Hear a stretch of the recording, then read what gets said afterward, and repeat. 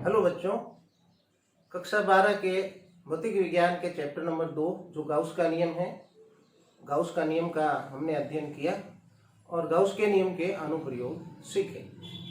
इस गाउस के नियम के अनुप्रयोग में हम ये समझ गए हैं कि यदि कोई चालक है, आवेशित है, तो उस आवेशित चालक के बाहर विद्युत क्षेत्र की तीव्रता होती है।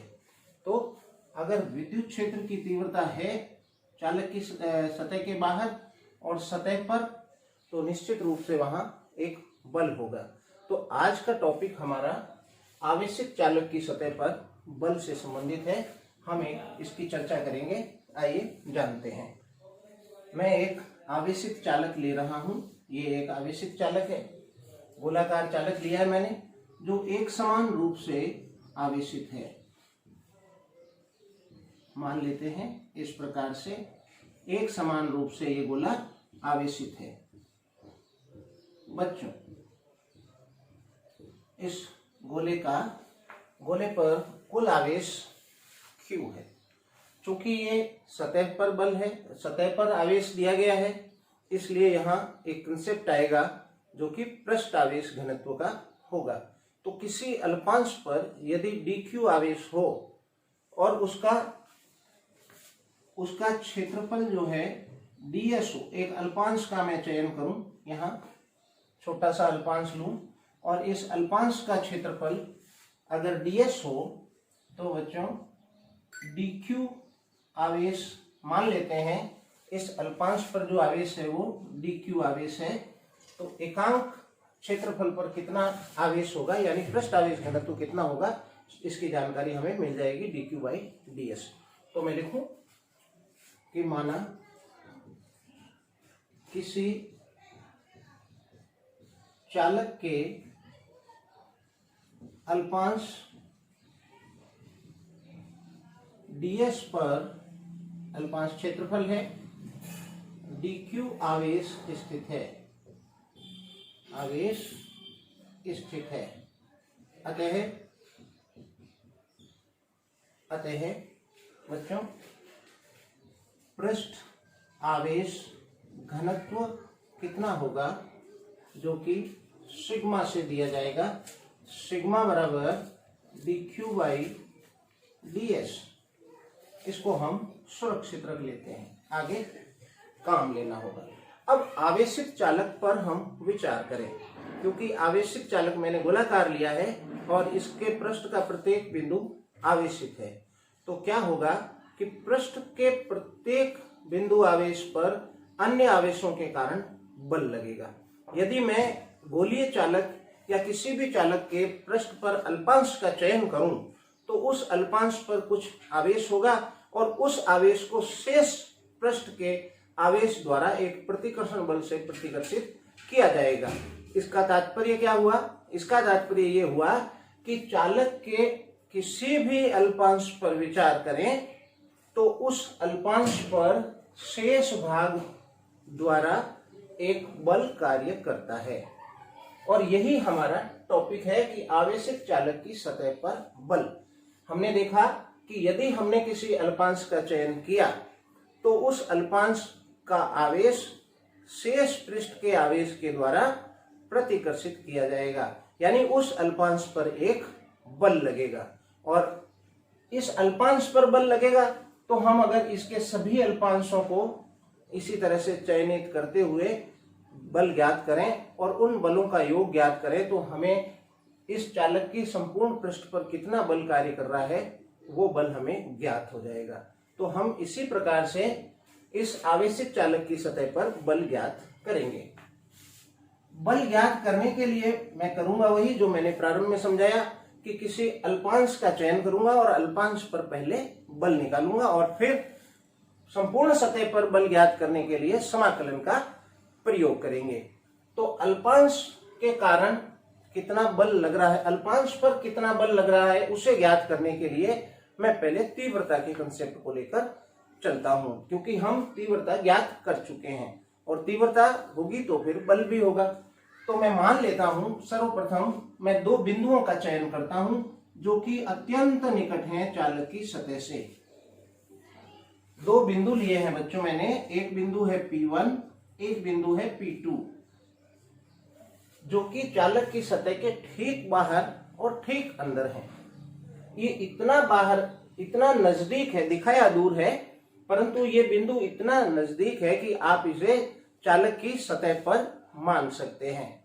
और इसलिए यदि मैं कहूं कि P1 पर विद्युत क्षेत्र कितना होगा, तो आप याद करें गोलीय चालक या गोलीय कोश के कारण विद्युत क्षेत्र की तीव्रता का टॉपिक, जिसमें हमने बाहर स्थित बिंदुओं पर तीव्रता ज्ञात करी थी और सतह पर तीव्रता ज्ञात करी थी। और सतह पर तीव्रता कितनी आई थी, जो आपको याद है, तीव्रता सतह पर आई थी Q/4πε0 और कैपिटल R स्क्वायर, और इसको पृष्ठ आवेश घनत्व के रूप में लिखा था, तो वो σ/ε0 आई थी।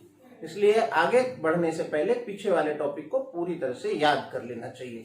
तो सतह पर बल इतना है, तीव्रता इतनी है, इसलिए सतह के जस्ट बाहर बिल्कुल अत्यंत निकट में बिंदु P1 की कल्पना कर रहा हूं, तो P1 पर भी इतनी ही तीव्रता होगी और मैं इसे पृष्ठ आवेश घनत्व के रूप में लिखूंगा। तो मैं लिखूं यदि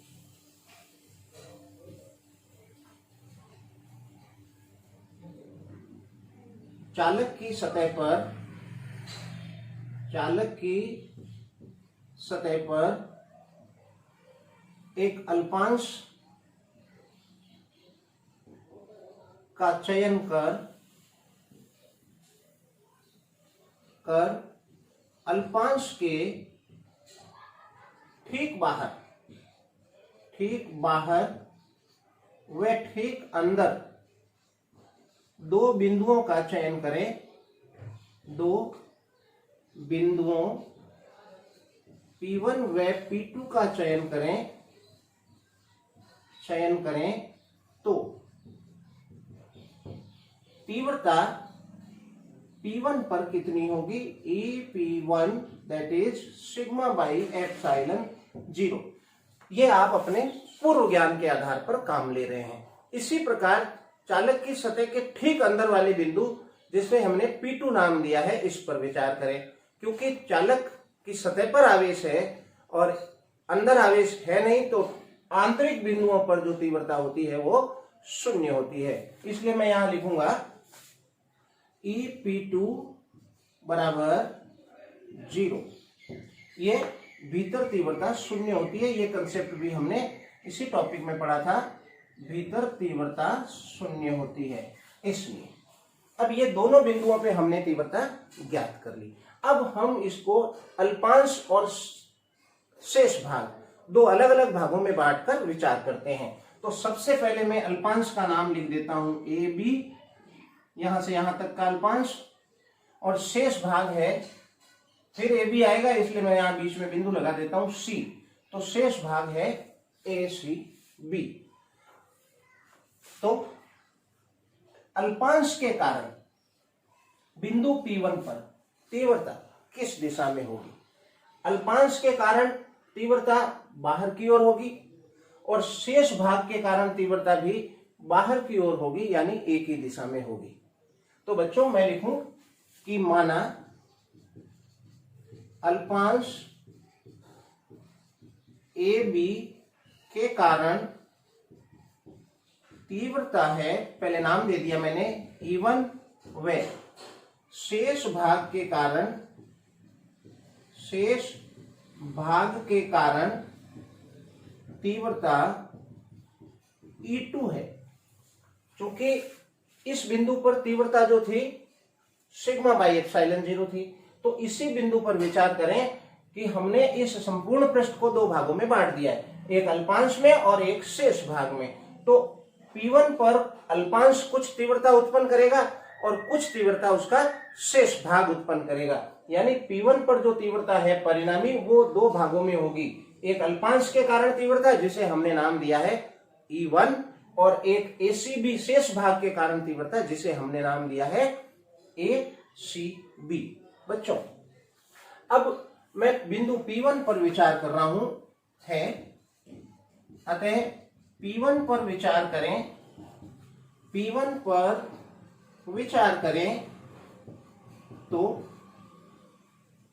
अल्पांश के कारण तीव्रता, अल्पांश AB के कारण तीव्रता E1 व ACB के कारण तीव्रता E2 एक ही दिशा में होगी, एक ही दिशा में होगी। कैसे? विचार करें कैसे। तो किसी पृष्ठ के कारण, आवेशित पृष्ठ के कारण जो तीव्रता होती है बच्चों, वो त्रिज्यीय होती है, ये बात आप जानते हैं। तो इस अल्पांश के कारण तीव्रता P1 पर कह रहे हैं, तीर मैंने इधर बनाया, तीव्रता इस दिशा में होगी और इसलिए मैं इसको लिख दे रहा हूं E1। इसी प्रकार जो शेष भाग है, शेष भाग के कारण जो तीव्रता आएगी वो शेष भाग के कारण तीव्रता भी P1 पर विचार करना है, हमें P2 पर विचार नहीं करना है। तो P1 पर विचार कर रहे हैं, तो इस अल्पांश के कारण तीव्रता इस दिशा में है और अल्पांश के अतिरिक्त जो शेष भाग है उसके कारण तीव्रता भी इसी भाग की ओर होगी, यानी ये तीव्रता बनेगी E2। ये दोनों P1 बिंदु पर है, लिखा है थोड़ा साइड में। तो आप क्या लिख सकते हैं, एक ही दिशा में है तो जुड़ेंगी, अतः E1 प्लस E2, EP बराबर E1 प्लस E2 और इधर लिख दूं बराबर EP1 और EP1 की वैल्यू आप रख दें तो E1 प्लस E2 बराबर, EP1 की वैल्यू है सिग्मा अपॉन एप्सिलॉन 0, इसको मैंने 2 नंबर दे दिए। अब बारी आती है आंतरिक बिंदु की। तो आंतरिक बिंदु पर आप विचार करें P2 पर, क्योंकि P2 अंदर है, परिणामी तीव्रता इसके इस बिंदु पर 0 है, लेकिन हम इस चालक को 2 भागों में बांटकर विचार कर रहे हैं। एक भाग हम ले रहे हैं अल्पांश AB और दूसरा भाग ले रहे हैं हम शेष भाग ACB। तो इस बिंदु पर दोनों भागों के कारण हम पृथक पृथक तीव्रताएं ले रहे हैं, जो कि E1 और E2 है। तो अब फिर सोचें कि इस अल्पांश के कारण तीव्रता E1 है, वो किस दिशा में होगी, वो त्रिज्यीय दिशा में होती है, यानी उसके लंबवत दिशा में होती है। तो इस दिशा में ये तीव्रता होगी, इस दिशा में, इस दिशा में आएगी तीव्रता E1, क्योंकि अल्पांश के कारण जो तीव्रता रखी है हमने, उसको हमने नाम E1 दिया है। शेष भाग के कारण इस बिंदु पर, ये शेष भाग, इसके कारण जो परिणामी तीव्रता होगी वो ऊपर की ओर होगी, क्योंकि पृष्ठ को हम मेन रूप से इधर लेके चल रहे हैं, तो इस दिशा में होगी और इसलिए इसका नाम मैं रख रहा हूं बच्चों E2। E2। अब आप देखें कि E1 और E2 परस्पर विपरीत दिशा में है, इसलिए दोनों का योग नहीं होगा, दोनों का अंतर होगा। तो मैं लिखूं यहां पे कि बिंदु P2 पर विचार करें, बिंदु P2 पर विचार करें तो अल्पांश AB के कारण तीव्रता E1 इस दिशा में है। इसे किस दिशा में दे, तो नीचे की ओर लिख देता हूं, E1 नीचे की ओर है तथा ACB के कारण तीव्रता E2 ऊपर की ओर है, ऊपर की ओर है। अतः परिणामी तीव्रता क्या होगी, अतः P2 पर परिणामी तीव्रता जो बनेगी बच्चों, वो बनेगी, अंतर कर दूं इनका, E1 minus E2, that is E at P2। और हम जानते हैं E एट P2 क्या होगी, E1 minus E2 and E at P2 आप जानते हैं 0 है, अतः 0 कर दिया। अब मैं इसको आप पक्षांतरण कर दूं तो बनेगा E1 बराबर E2। बच्चों दोनों तीव्रताएं इस बिंदु पर बराबर आ गई और ये वैल्यू अगर मैं समीकरण नंबर 2 में रख दूं तो मुझे किसी एक तीव्रता की वैल्यू पता चल जाएगी कि अल्पांश के कारण तीव्रता कितनी है और शेष भाग के कारण तीव्रता कितनी है। तो मैं इसको समीकरण नंबर 3 दे देता हूं और समीकरण 2 और 3 को मिला देता हूं। समीकरण 2 व 3 से क्या बना, E1 की जगह मैं E2 रख देता हूं। तो ये हो गया 2E2, आप समझ ले E2 प्लस E2 है बराबर सिग्मा बाई एप्सिलॉन 0। ये E2 है, E1 की जगह भी मैंने E2 रख दिया।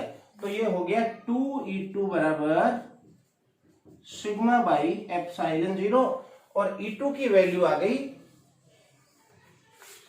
अतः E2 की वैल्यू आई सिग्मा अपॉन 2 एप्सिलॉन 0।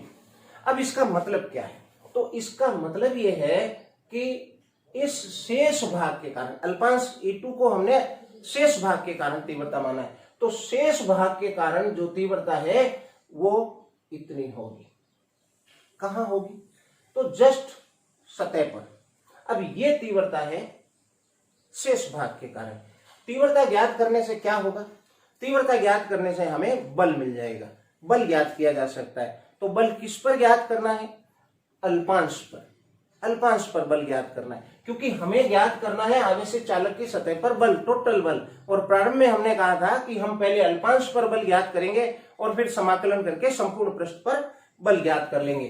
तो अब इस तीव्रता के कारण अल्पांश पर कितना बल लगेगा, क्योंकि हम जानते हैं यदि तीव्रता E है कहीं पे और मान लो यहां तीव्रता E है और यहां Q आवेश रख दें, तो इस आवेश पर एक बल लगेगा, दैट इज F बराबर QE।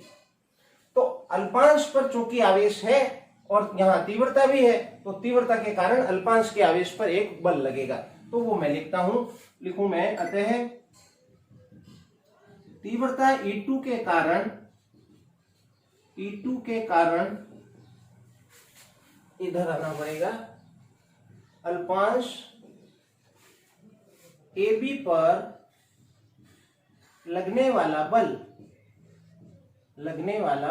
बल, अल्पांश पर बल लगेगा, फॉर्मूला बना F बराबर QE, F बराबर QE। लेकिन Q क्या है, तो अल्पांश पर आवेश कितना है वो हम प्रारंभ में ही मान चुके हैं, जो कि dQ है। तो मैं लिख रहा हूं dQ। तो अल्पांश पर जो बल लगेगा वो अल्प होगा, इसलिए मैं इसको लिख देता हूं dQ इंटू E। अब आप देखें कि E कौन सा है, तीव्रता शेष भाग के कारण, तो मैं इसको लिखता हूं E2।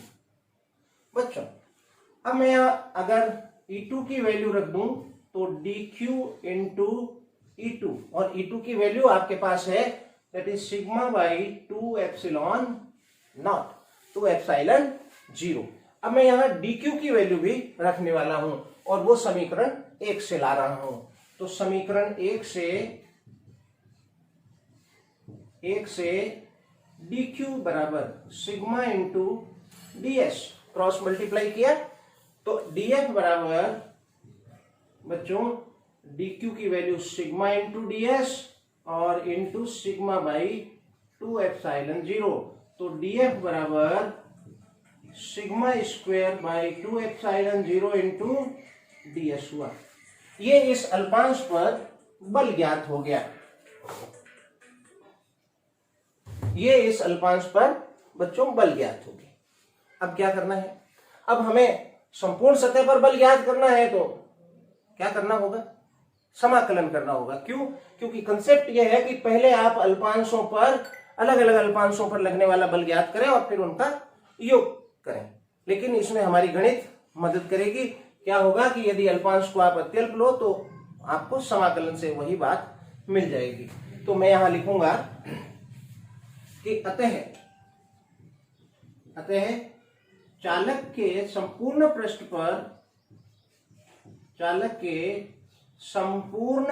पर लगने वाला बल यानी कुल बल, तो F बराबर क्या आ गया, समाकलन sigma square by 2 epsilon 0 into ds। ये आपने टोटल बल निकाल लिया,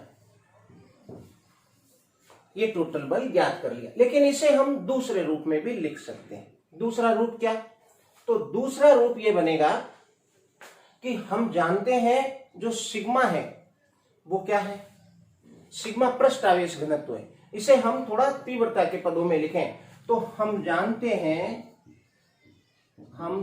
हैं कि तीव्रता क्या है?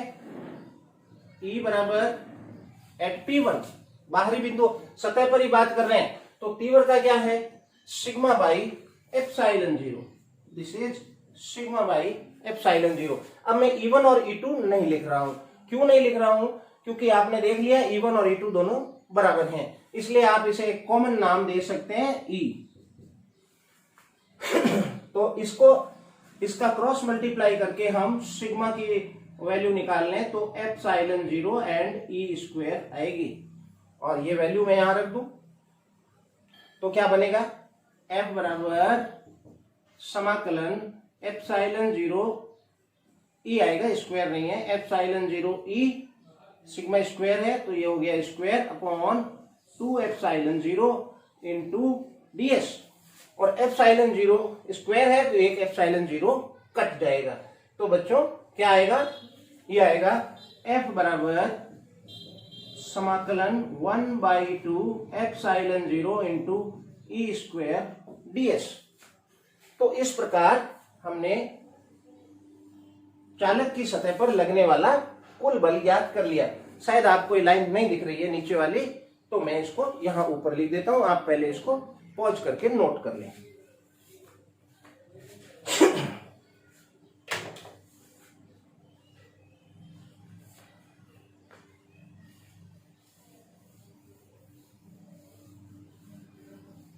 बच्चों मैं पुनः यहां लिख दूं कि F बराबर समाकलन 1/2 epsilon 0 E square into ds। तो ये बल का दूसरा रूप है। एक ये बल का फॉर्मूला बना और दूसरे रूप में वही बल ये बना। बच्चों अब हम यहां से एक दूसरी चीज निकालते हैं। क्या निकालते हैं? कि इस फॉर्मूले पर विचार करें। समीकरण नंबर हमने 3 तक दे दी थी और इसको मैं समीकरण नंबर 4 दे देता हूं। तो समीकरण 4 से आगे आए तो हम इसे इस रूप में भी लिख सकते हैं। 4 से dF बराबर sigma square by 2 epsilon 0 into ds है, और मैं ds का पक्षांतरण कर दूं तो ये इस तरह से लिखा जाएगा dF बाई ds। ये एक महत्वपूर्ण कंसेप्ट है जो कि किसी चालक के एकांक क्षेत्रफल पर लगने वाला बल है। बच्चों यह चालक के एकांक क्षेत्रफल पर लगने वाला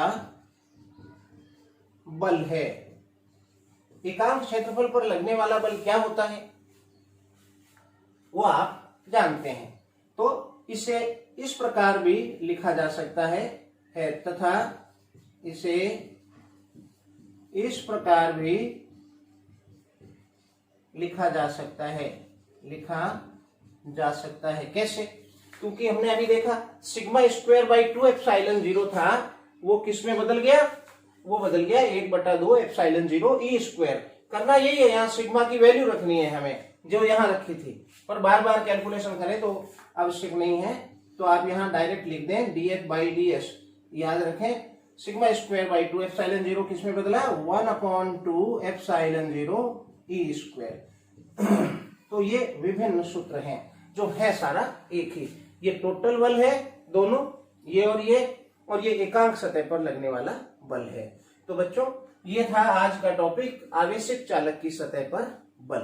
पूरा टॉपिक आशा कर रहा हूं आपको समझ में आया होगा। अब मैं चलता हूं अगले टॉपिक की ओर। तो चलते हैं बच्चों अगले टॉपिक की ओर। आवेशित चालक की सतह पर बल हमने देखा, और अब हमारा अगला टॉपिक है वो है विद्युत क्षेत्र के एकांक आयतन में ऊर्जा। क्या तात्पर्य है इस टॉपिक का? बच्चों हम जानते हैं जब कोई आवेशित चालक होता है तो उस आवेशित चालक की सतह पर एक बल कार्य करता है, और वो बल तीव्रता की दिशा में यानी इस दिशा में होता है। जो तीव्रता थी इस दिशा में, इस तीव्रता की वैल्यू कितनी थी, सिग्मा स्क्वायर अपॉन 2 एप्सिलॉन 0। बल लग रहा था ये आवेशित चालक की सतह पर। अब चूंकि इस आवेशित चालक की सतह पर एक बल कार्य कर रहा है और इसलिए यदि हम इसके ऊपर आवेश और बढ़ाएं या कम करें, अगर आवेश देंगे तो हमें प्रतिकर्षण बल के विरुद्ध कार्य करना पड़ेगा और वो कार्य जो हम प्रतिकर्षण बल के विरुद्ध करेंगे वो कार्य इसकी ऊर्जा में संचित हो जाएगा। और इसीलिए टॉपिक है विद्युत क्षेत्र के एकांक आयतन में संचित ऊर्जा। अगर हम इसके आयतन में कमी करें या आयतन में वृद्धि करें, आयतन में अगर हम कमी करेंगे तो आवेश एक दूसरे के निकट आएंगे और आयतन में अगर हम वृद्धि करें तो दूर जाएंगे। तो उस अवस्था में भी हमें जो है प्रतिकर्षण बल के विरुद्ध कार्य करना पड़ेगा। इन दोनों ही स्थितियों में हमें कार्य करना पड़ेगा और वो कार्य इसकी स्थितिज ऊर्जा में संचित हो जाएगा। तो बच्चों, इसलिए इस टॉपिक का नाम है आवेशित चालक में संचित ऊर्जा, आयतन में जो है ऊर्जा। चले, हम जानते हैं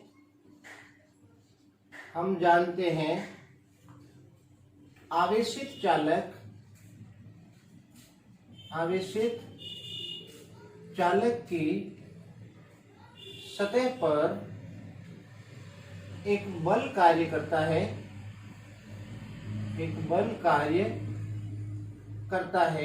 अतः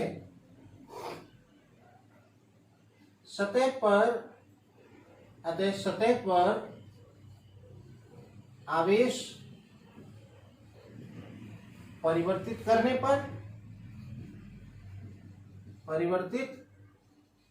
करने पर या आयतन में परिवर्तन करने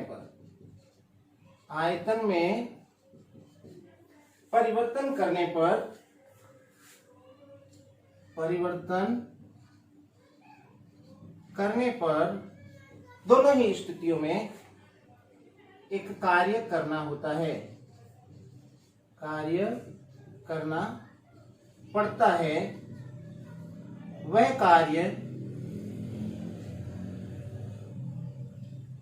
कार्य आवेशित चालक की ऊर्जा में संचित हो जाता है,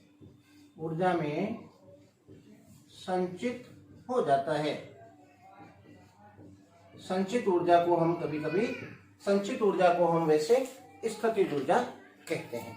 तो ये आपने जान लिया बच्चों। अब कितना बल कार्य करता है हम पुनः जानते हैं। आवेशित चालक के सतह पर प्रति एकांक क्षेत्रफल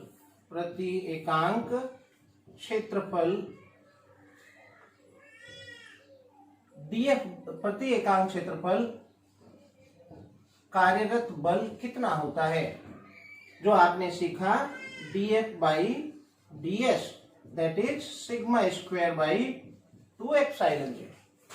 ये प्रति एकांक क्षेत्रफल बल कार्य करता है, जो इससे पिछले टॉपिक में ही सीखा। और एकांक क्षेत्रफल पर जो बल कार्य करता है, इस बल को हम क्या कहते हैं, आप पिछली कक्षाओं में पढ़ चुके हैं। एकांक क्षेत्रफल पर बल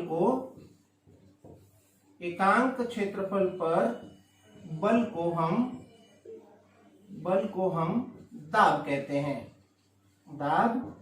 हैं। अतः इसे हम ऐसे भी लिख सकते हैं, P बराबर सिग्मा स्क्वायर अपॉन 2 एप्सिलॉन 0। तो हमें जो ये वैल्यू पता है, ये एकांक क्षेत्रफल पर बल की है, इसे आप P भी लिख सकते हैं। अब हमें दाब पता है, तो इस चालक की सतह पर लगने वाला कुल बल कितना होगा, उसके लिए मैं मान लेता हूं कि इस गोले की त्रिज्या जो स्मॉल r है। तो बच्चों लिखूं, यदि गोले की त्रिज्या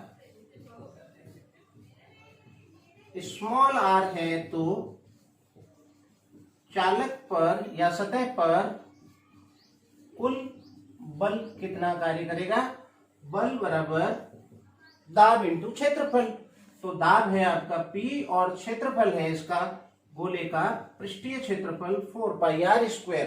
तो ये हो गया बल बराबर σ² अपॉन 2ε0 इंटू 4πr²। ये चालक की सतह पर बल कार्य कर रहा है। हमें वास्तव में क्या ज्ञात करना है? संचित ऊर्जा। और ऊर्जा होगी क्या? किया गया कार्य।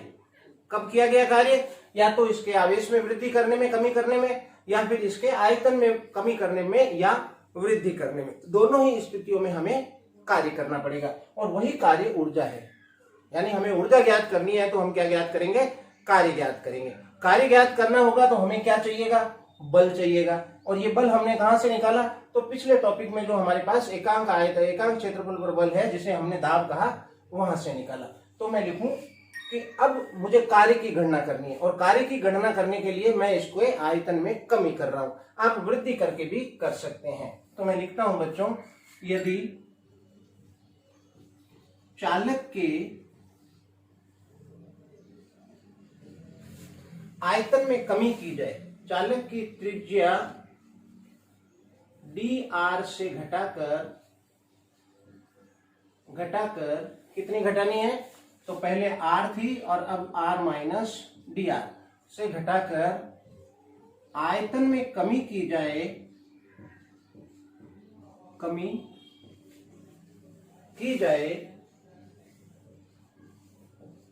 तो किया गया कार्य। और ये जो मैं त्रिज्या में कमी कर रहा हूं ये अल्प है और इसलिए कार्य होगा वो भी अल्प होगा। तो कार्य बराबर बल इंटू विस्थापन F डॉट dr। तो बल जो है कितना है अपने पास? ये रहा σ²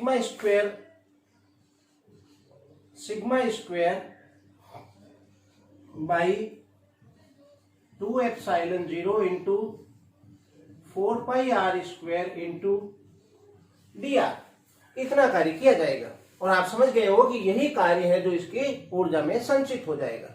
यही कार्य है, उसमें संचित ऊर्जा है। लेकिन थोड़ा आगे बढ़े और इसको थोड़ा और रूप दे एक, तो ये मान लेता हूं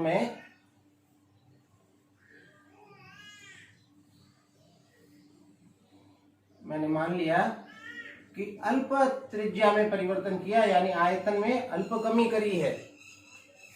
मान लें एक सर्किल है, पेन स्लिप होता है इस पे, इसलिए आराम से लिखना थोड़ा कठिन होता है। अब मैंने इसकी त्रिज्या में कितनी कमी करी है? तो ये कमी करी है dr,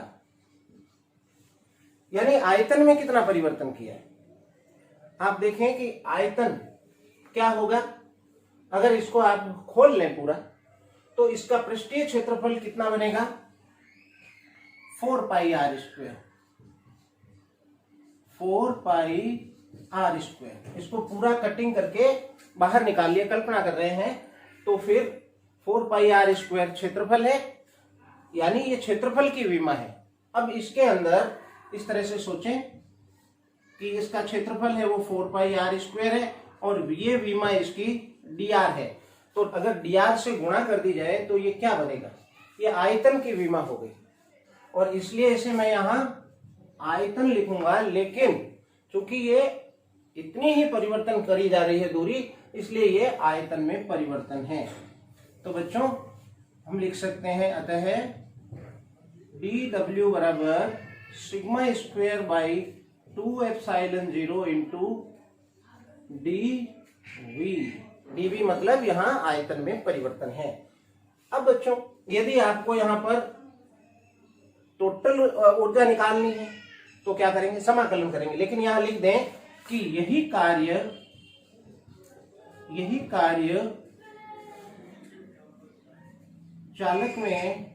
चालक की ऊर्जा के रूप में संचित हो जाता है।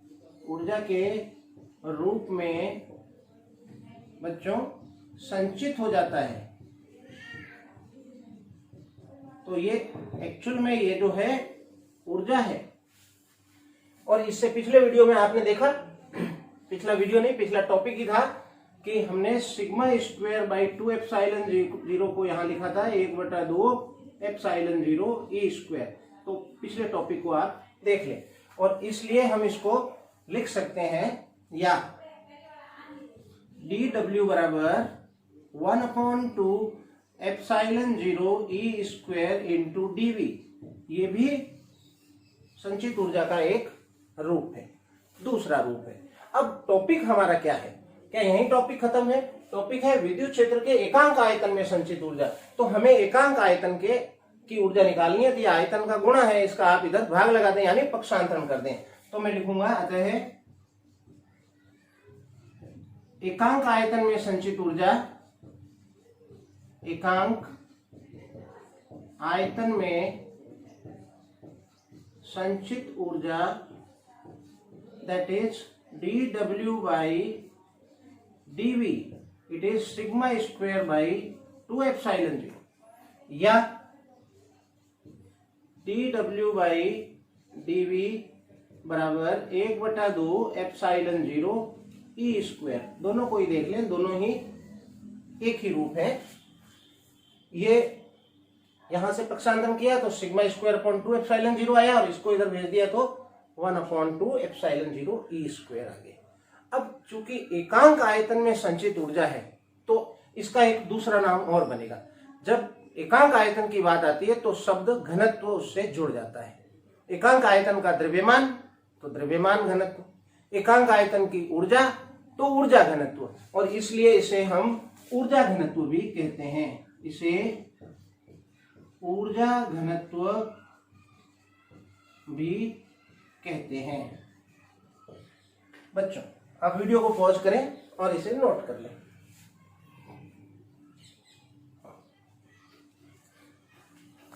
तो बच्चों ये थे आज इस अध्याय के 2 टॉपिक। अब इस अध्याय में एक टॉपिक शेष बचा है और उसके बाद कुछ आंकिक प्रश्न शेष हैं। लगभग 12 प्रश्न हैं उसमें, जिसे हम अगले वीडियो में देखेंगे। तो आशा कर रहा हूँ आप लोगों को समझ में आया होगा। वीडियो समझ में आया है, सब्सक्राइब कीजिए ज़्यादा से ज़्यादा इसे शेयर कीजिए। बच्चों अगले वीडियो में मैं फिर आपसे मिलूंगा, तब तक के लिए आज्ञा दीजिए और पढ़ते रहिए। Thank you.